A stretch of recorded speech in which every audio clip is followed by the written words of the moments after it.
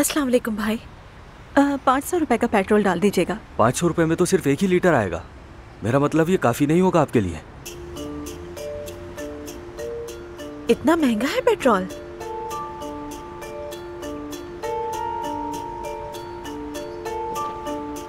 मुझे फ्यूल के बारे में क्या पता।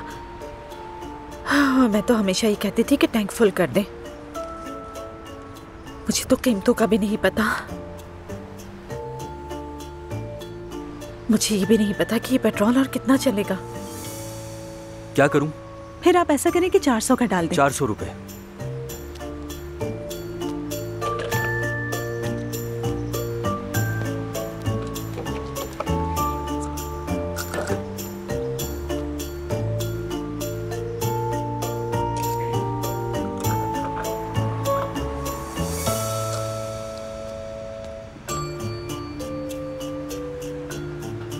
अगर आप कहें तो शीशे वगैरह साफ कर दूं? नहीं नहीं शुक्रिया, ये लीजिए। ठीक है भाई, अल्लाह हाफिज। शुक्रिया।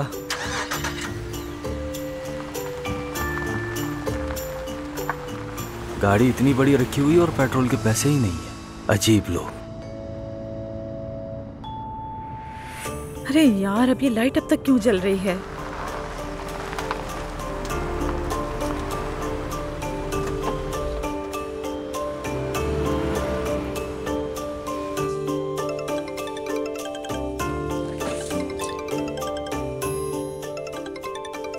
हाँ बोलो जान। मेरी जान, मैं शॉपिंग पर जाने वाली थी। पहले मैंने 400 का पेट्रोल तो डलवा लिया, लेकिन लाइट अब भी जल रही है। मुझे समझ नहीं आ रहा कि मैं क्या करूं। सच में?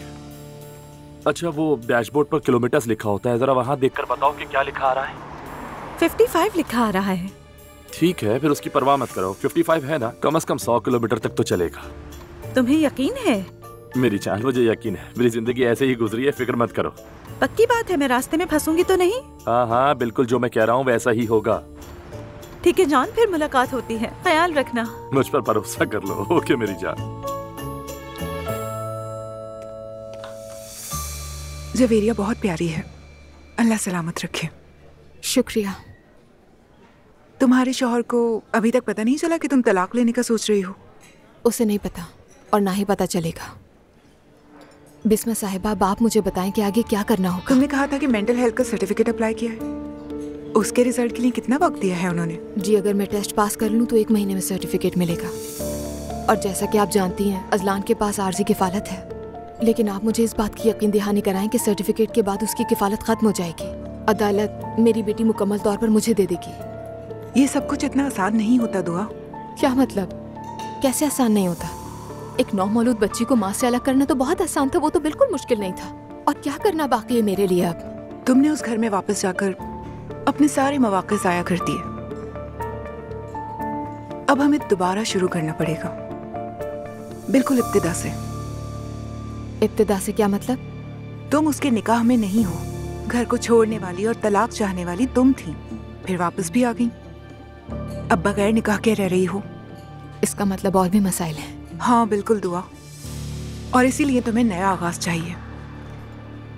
तुम्हें अपने शौहर से दोबारा निकाह करना है। उसके बाद कफालत का मसला नहीं रहेगा। फिर मैं तुम्हें दोबारा तलाक दिलवा दूंगी और कफालत भी ले लेंगे।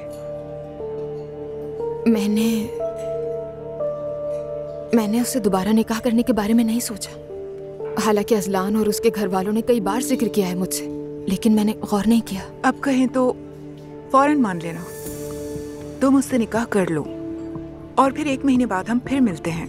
मान लें दोबारा निकाह कर लेती हूँ, तो फिर उससे तलाक कैसे लूंगी बिस्मा साहिबा? अजलान तो आजकल बिल्कुल बदल गया है। मैं जो कहती हूँ मान लेता है, बहुत नर्म हो गया है। और सिर्फ मेरे साथ नहीं, सबके साथ। जैसे उसका वो नेचर ही खत्म हो गया हो जो सख्त था पहले। कैसे लूंगी तलाक? सीधी सी बात है, वो अपने जैसा नहीं है। उसे पता है वो कसूरवार है। निकाह होते ही फिर वैसा ही हो जाएगा। अभी तुम्हें धोखा देने के लिए दिखावा कर रहा है। मैंने ऐसे बहुत सारे केसेस देखे हैं। मतलब ये सब ड्रामा कर रहा है वो? दावे से नहीं कह सकती, शायद वो वाकई बदलना चाहता हो। लेकिन आखिर में हर कोई अपनी असल फितरत पर वापस आता है। हाँ, ये तो ठीक कहा। अगर यही हरबा है हमारे पास तो निकाह कर लेती हूँ दोबारा। उसके बाद सब आसान हो जाएगा। मुझे नहीं मालूम।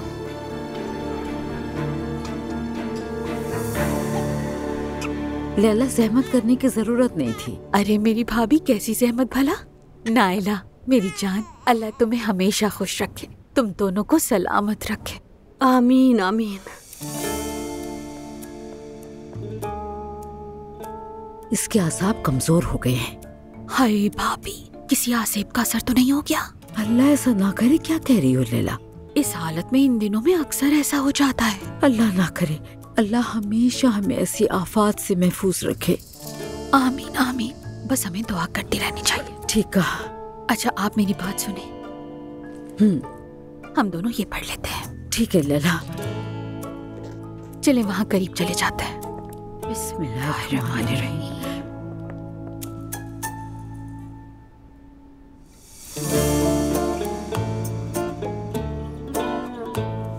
ये क्या कर रहे हैं? जैसे कि अल्लाह ना करे मैं मरने वाली हूँ। रुको बेटी रुको, अभी तुम बीच में बिल्कुल मत बोलना।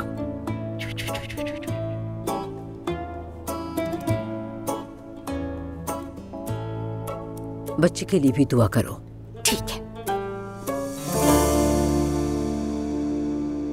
भाई मैं तो कहता हूँ मिस्टर रिमजी को बाकी होटलों की जिम्मेदारी दे देते हैं। वो बहुत तजुर्बेकार है।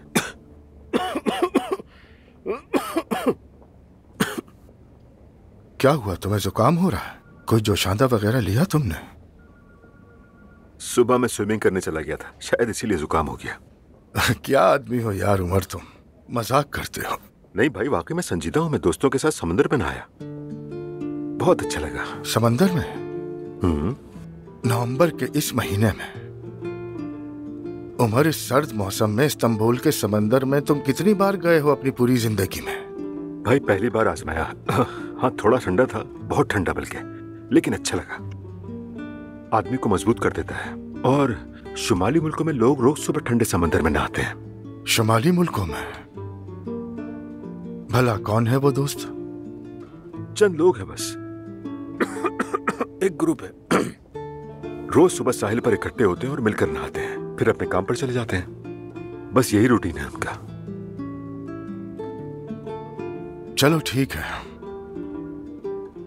ठीक है भाई, मैं रिमजी साहब से बात करता हूँ। ठीक है, इस खांसी के लिए भी दवा ले लेना लाजमी। हाँ लूंगा। वैसे मैं आपको भी सजेस्ट करूंगा ये।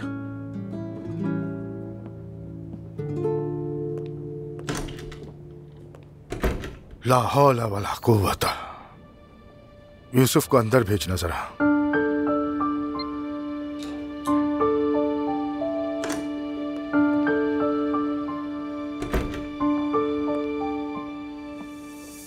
जी कहिए। यूसुफ, उमर मुझे कुछ अजीब सा लग रहा है। लगता है तलाक के बाद कुछ भटक सा गया है। किसी को भेजो कि उस पर नजर रख सके। बल्कि यूसुफ तुम खुद उस पर नजर रखो। देखो कहाँ जाता है, किसके साथ वक्त गुजारता है। आज सुबह स्विमिंग भी की है उसने। स्विमिंग की है इस मौसम में? मैं भी नहीं समझ सका। मुझे फिक्र है उसकी। कुछ दिन उस पर नजर रखो ताकि सच पता चले। वो आजकल किन लोगों से मिल रहा है, जिनसे मिल रहा है वो किस किस्म के लोग हैं। हालांकि उमर ऐसा आदमी नहीं कि किसी के जाल में फंस जाए, लेकिन फिर भी यूसुफ तुम मोहतात रहना। जैसा आप कहें।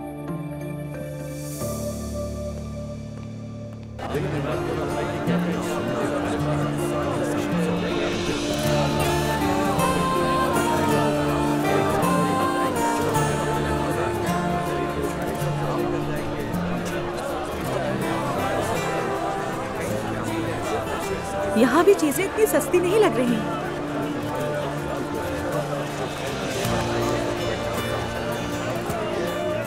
क्या मुझे किलो के हिसाब से लेना होगा? जी जी आपको यहाँ पर हर चीज किलो के हिसाब से ही मिलेगी। मैं खुद चुन सकती हूँ ना? हाँ बिल्कुल बिल्कुल।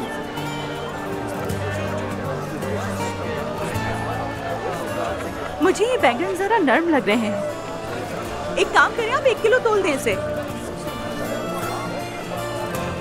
ये लीजिए आपके बैंगन। कितने हुए? आपके हो गए 100 रुपए। ठीक है, ये लीजिए। अल्लाह आसानी करे। बहुत शुक्रिया।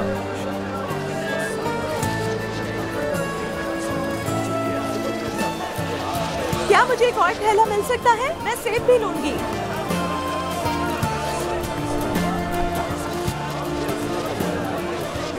जरा गुजरने दीजिएगा। सॉरी। आपका सामान। ओह ठीक है, शुक्रिया शुक्रिया। माजरत चाहती हूँ मैं आपसे, माफ कीजिएगा।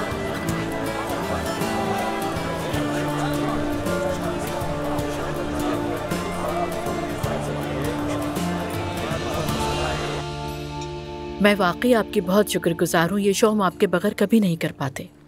कोई बात नहीं, मैंने तो वैसे भी कुछ नहीं किया, लेकिन जरिया जरूर बना।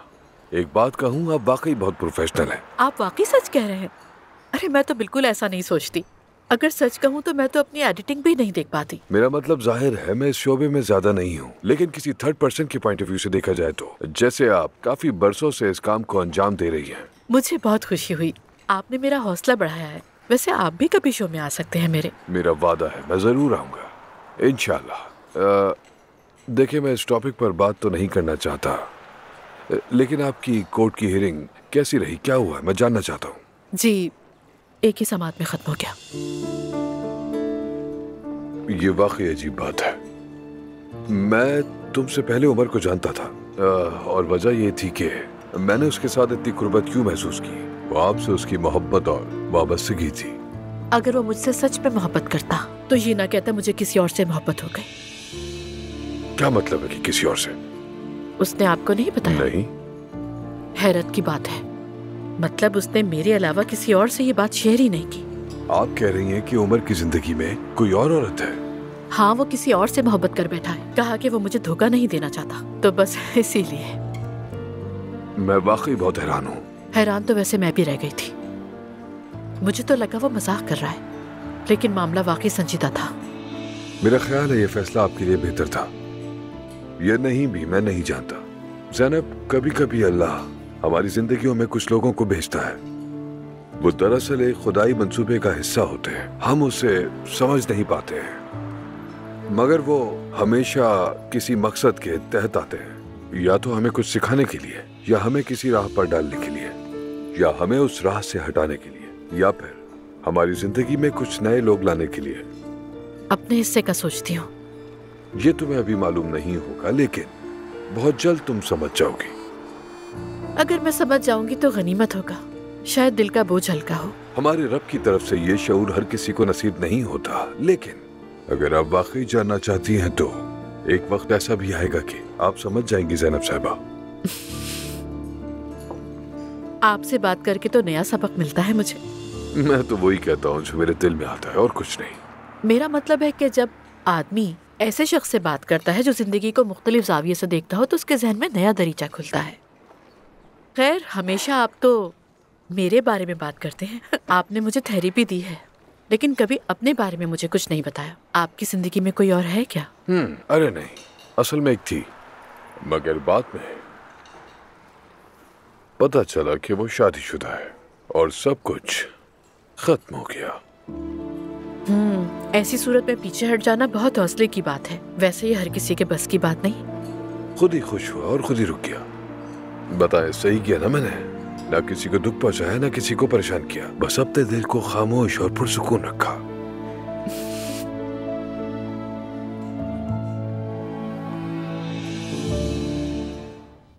फाइनली चैनल की 5वीं सालगिरह के लिए सब तैयार है। ठीक है, अच्छा है। मैं एक बार फिर लिस्ट चेक कर लेता हूँ जरा। हम आ गए। अरे वाह, देखो तो जरा कौन आया है। अस्सलाम वालेकुम। वालेकुम अस्सलाम। यार ये कितनी प्यारी है, देखो जरा, इसे नन्ही सी है ना? हमारी बेबी है, हमारी। इसकी परनानी इसे चिपकू कहती है क्योंकि ये हमेशा मुझसे चिपकी रहती है। सुमैया सुल्ताना और उनके अल्फाज। वो तो एक लेजेंड है। चलो बैठो, तुम लोग बातें करो, मैं तुम्हारे लिए कुछ खाने के लिए लेकर आता हूँ। अच्छा ठीक है, आ जाओ। ये लो। रोहान, तुम मेरे लिए मिठाई लेकर आ जाओगे? काफी दिन हो गए, बहुत दिल चाह रहा है मेरा। मैं कमरा भर दूंगा मिठाई से। चलो बस थोड़ी देर में आता हूँ। ठीक है, चलो बैठो। मैं लॉयर के पास से होकर आ रही हूँ। वही फीमेल लॉयर जिसका तुमने जिक्र किया था मुझसे, जिसे तुमने खबरों में देखा था और उससे कांटेक्ट किया था? हाँ हाँ, वही लॉयर। आज मेरी उनसे दूसरी मुलाकात हुई। क्या कह रही थी? अजलान से निकाह कर लो। क्या मतलब है उसका? वो औरत तलाक की वकील है या शादी की वकील है? समझ नहीं आ रहा मुझे, कहना क्या चाहती है? वो कह रही है मैं उस घर में दोबारा चली गई और यही मेरी गलती है। तो मैं भी कहती हूँ तुम्हें वैसे। उनका कहना है कि अब तुम्हें दोबारा शादी करनी होगी और हमें सब कुछ फिर से शुरू करना होगा, क्योंकि ऐसे कस्टडी लेना बहुत मुश्किल है। अच्छा तो ठीक है, कर लो फिर। कुछ समझ नहीं आ रहा खाला। मान लें कि मैंने अजलान से दोबारा शादी कर ली और इस बार उसने अगर कोई गलती नहीं की, तो फिर आपने सोचा है क्या होगा? लॉयर का कहना है कि वो गलती जरूर करेगा, वो गलती किए बगैर रहने वाला इंसान ही नहीं है। लेकिन मैं इन बातों पे भरोसा करके मुस्तकबिल का फैसला नहीं कर सकती। लेकिन दुआ, मुझे तो लगता है कि अजलान पहले की तरह हो जाएगा। ऐसा नहीं लगता मुझे। देखो दुआ, अगर तुम ऐसे ही खुश हो और अगर तुम अजलान को माफ कर सकती हो तो इसे अन्ना का मसला मत बनाओ। जिंदगी तुम्हारी अपनी है, कोई तुमसे नहीं पूछेगा कि तुमने उसे माफ किया या नहीं किया, तुम्हारा फैसला होगा। हाँ, लेकिन पहले तुम्हें ये जानना होगा कि तुम चाहती क्या हो खुद से। खाला, मैं उसकी की हुई गलतियों को नहीं भुला सकती हूँ। उसका चेहरा भी मेरी आंखों के सामने आता है तो मेरा खून खौलने लगता है। समझ रही हैं आप? खून खौल जाता है मेरा। अच्छा, तो अगर तुमने फैसला कर लिया है तो यही ठीक है, या यूं कहूँ मैं कि दोबारा शादी करना और फिर तलाक लेना। मैंने फैसला कर लिया है। देखो दुआ, जहाँ पैसा है वहाँ ताकत है और अजलान के पास बहुत पैसा है, इसीलिए वो कुछ भी कर सकता है। इसीलिए तुम बिल्कुल वही करो जो वो वकील तुमसे करने को कह रही है, ठीक है ना? मैंने भी उसके बारे में पढ़ा है। वो मुझे ऐसी औरत लगती है जो अपना मकसद हासिल करना चाहती है और इसी तरह जवेरिया तुम्हें मिल सकती है। ऐसा लगता है आपको? हाँ बिल्कुल। उस औरत ने बड़े बड़े लोगों की तलाक करवाई है यार। अब जब तुमने फैसला कर ही लिया है, ठीक है ना, हर कदम बहुत सोच समझ कर रखना होगा दुआ।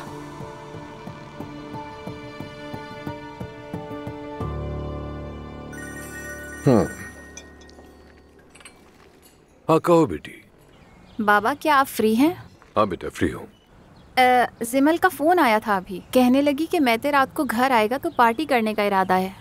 मुझे भी बुलाया, अगर आप इजाजत दें तो। ऐसा है तो ज़ैनब साहबा को इस बारे में पता है? महर है?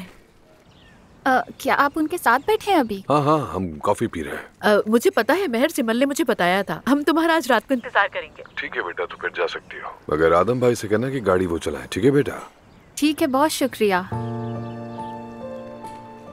मुझे खुशी हो रही है कि महर जिमल के साथ बहुत अच्छी तरह घुल मिल गई है। अल्लाह इन दोनों बच्चियों का नसीब अच्छा करे। तो बस तय हो गया, आज रात का खाना आप हमारे साथ खा रहे हैं। ज़ैनब, मैं आपको बिल्कुल तकलीफ देना नहीं चाहता। प्लीज देखिए, आपने मुझे दोपहर का खाना भी नहीं खिलाने दिया था, गलत बात है। और अब मैं चाहती हूँ कि आज रात का खाना आप हमारे साथ खाएं और आपको मंजूर है? ओह, मेरे ही अल्फाज से मुझ पर वार कर रही हैं। ठीक है, मैं आ रहा हूँ। थैंक यू, तय हो गया फिर। नायला, तुम ठीक तो हो ना? नहीं, तबीयत ठीक नहीं। ये भी हो सकता है कि ये दूध की वजह से हो। अरे प्लीज दूध मत कहो, मुझे मतली हो रही है, मत कहो, बस छोड़ दो, मुझसे इस बारे में बात मत करो।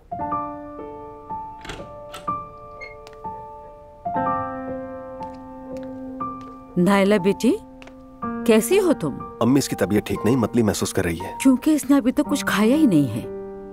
हमारे शहजादे का कमरा सेट हो गया है। काश तुम देख पाती, कमरा कितना खूबसूरत लग रहा है। चलो उठो, चल कर देखो। मैं जरा सो लूं, बाद में देख लूंगी। चलो ठीक है नायला, आराम करो तुम। बाद में फीड कराने के लिए मैं तुम्हें उठा दूंगी, ठीक है? नहीं, मुझे मत उठाइएगा और दूध का नाम ना लें। मेरा दिल उल्टियाँ करने को चाह रहा है। प्लीज, मतली हो रही है, कोई समझता क्यों नहीं? या अल्लाह,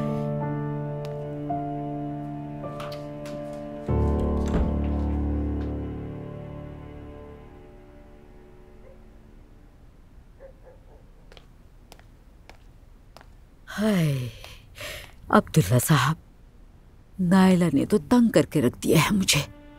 अब क्या हुआ? मैं आपसे क्या कहूँ, वही उसका बावलापन, वही उसके नखरे। मुझे मतली आ रही है, मेरे पेट में दर्द हो रहा है। औरतें तो बच्चों को जंगल में जन्म देती हैं और फिर खड़ी हो जाती हैं। देखे ना, हमारा पोता भूखा है और वो अपनी जगह से उठ ही नहीं रही। बेगम, तुम्हें ही बात करनी होगी। अब मैं तो नहीं उससे कह सकता कि अपने बच्चे को फीड करवाओ। जैसे वो मेरी बात को समझती है, उसे तो अपने बच्चे की भी परवाह नहीं है। वो तो बस अपनी फिक्र में है, समझ ही नहीं रही कि वो एक माँ है। माँ है अब्दुल्ला साहब। अस्सलाम वालेकुम। जरा हम भी देखें नन्हे शहजादे को। माशाल्लाह, बिल्कुल मेरी तरह लगता है, गुलाबी और गोरा। ओह, कितना प्यारा है। शहजादा तो बिल्कुल पूकी है। इसका नाम अब्दुल्ला है। प्यार से भी तो बुला सकते हैं ना। हाँ ठीक है, मगर नाम से पुकारा जाए तो बेहतर है। अरे अम्मी, ये तो अभी छोटा बच्चा है, तो इसका नाम ले या निकनेम रखें, क्या फर्क पड़ता है? आप क्यों ले रही हैं इतना दिल पे? क्या हुआ, सो रहा है क्या? आ जाओ भाई, आ जाओ। सो रहा है ये, फरिश्ते की तरह बिल्कुल माशाल्लाह। अच्छा, मैं बस अभी आता हूँ। मुस्तफा भाई, नायला कैसी है? कुछ ठीक नहीं लग रही। दुआ के तुम जाकर उससे बात कर सकती हो? बिल्कुल, मैं अभी जाकर बात करती हूँ उससे। और ये सब नॉर्मल है, पोस्टमार्टम डिप्रेशन कहलाता है। अस्तगफिरुल्लाह। कुछ कहा? मैंने 3 बच्चे पैदा किए हैं, जानती हो, मगर मुझे कभी डिप्रेशन नहीं हुआ। पहले ना इसकी आगाही थी और ना सब लोग एक जैसे होते हैं। बेटा, हमारे वक्त में ये सब कुछ नहीं होता था, अब तो ये फैशन हो गया है। चाहे डिप्रेशन हो या कुछ भी, बच्चे को फीड करवाना लाजमी होता है। सुन लो। दुआ ये लो। क्या मैं दूंगी उसे? हाँ बिल्कुल। रुको रुको दुआ, इसे ऐसे मत रखो, जरासीम होंगे। अरे ये कितना भारी है। इसे अंदर रख दो। भाई, ये अब्दुल्ला के लिए मेरी दुआ की और जवेरिया की तरफ से। अल्लाह इसे माँ बाप के साथ खूबसूरत जिंदगी दे। आमीन आमीन।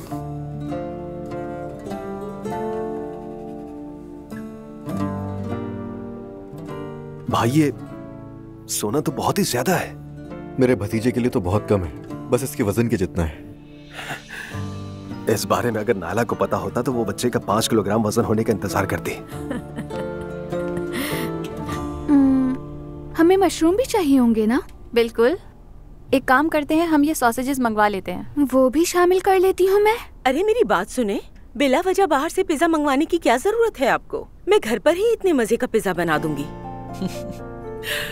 जब भी हम बाहर से कुछ मंगवाने की कोशिश करते हैं, सवेरा हमेशा हम पर बहुत नाराज होती है। मगर मैं गलत तो नहीं कहती ना आपा? हमें क्या पता कि वो कहाँ और कैसे बनाए। मैं आपको घर पर ही बना कर दे देती और बहुत लजीज होता। ठीक कह रही हो सवेरा, वादा है अगली बार तुम ही हमारे लिए बनाओगी। कभी कभार इस तरह का चेंज अच्छा होता है। ठीक है फिर।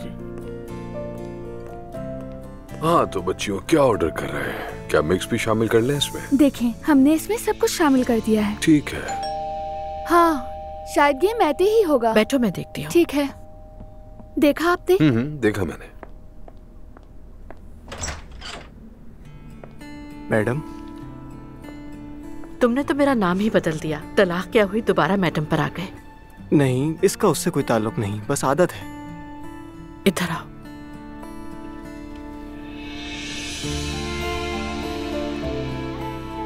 मैं तो बेटा, तुम मेरे लिए मेरे अपने बेटे से कम नहीं। मेरा और तुम्हारे बाबा का झगड़ा हो सकता है, मगर तुमसे कभी नहीं। तुम हमेशा मेरे लिए वैसे ही रहोगे। पता है। आपका शुक्रिया मैडम। ये आपके लिए। शुक्रिया बहुत। अंदर आ जाओ।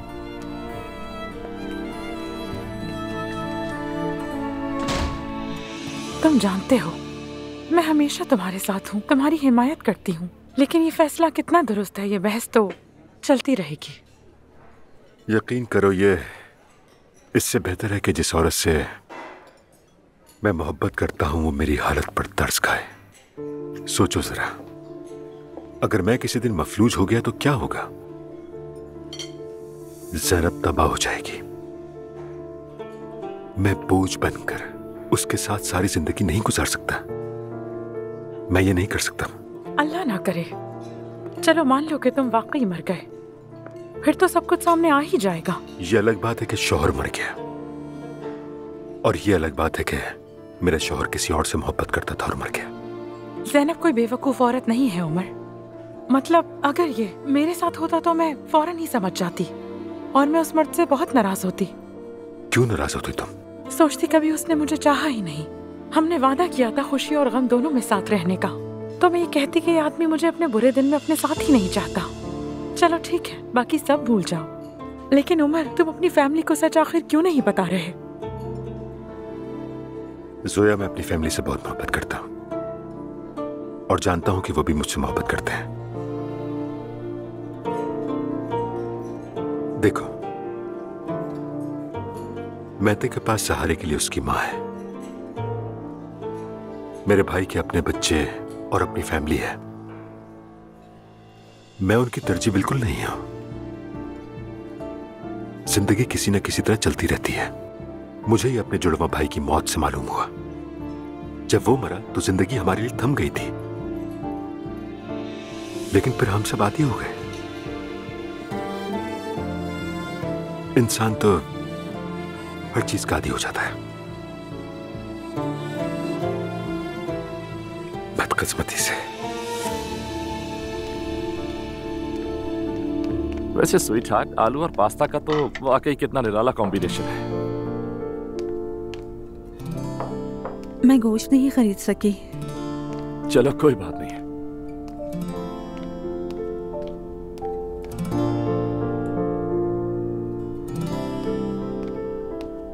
मैं आज मंडी गई थी। वाकई कैसा लगा? मेरा पहला तजुर्बा था। बहुत ज्यादा ही रश था वहाँ पर। अजीब सा लगा मगर अच्छा भी, लेकिन वहाँ पे भी रेट बहुत ज्यादा थे। हर जगह ही कीमतें आसमानों को छू रही हूँ। खैर मेरी जान, हम लोग किसी तरह भी गुजारा कर ही लेंगे। ऑफिस वालों ने मुझे जितने दिन काम किया उसके पैसे दिए थे। मैंने वो घर का रेंट और बिल भरने में इस्तेमाल कर लिए। कोई बात नहीं स्वीट हार्ट, फिक्र मत करो।